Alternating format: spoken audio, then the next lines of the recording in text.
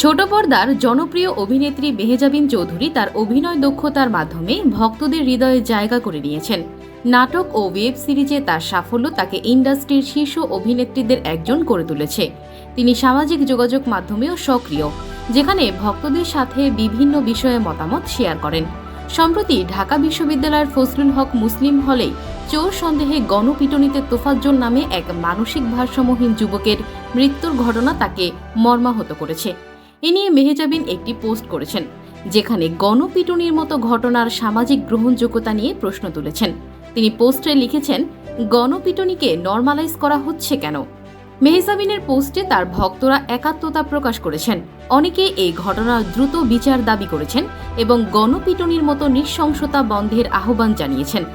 উল্লেখ্য, তোফাজ্জল নামে ওই যুবকের মৃত্যুর ঘটনায় শাহবাগ থানায় মামলা দায়ের করেছে ঢাকা বিশ্ববিদ্যালয় প্রশাসন।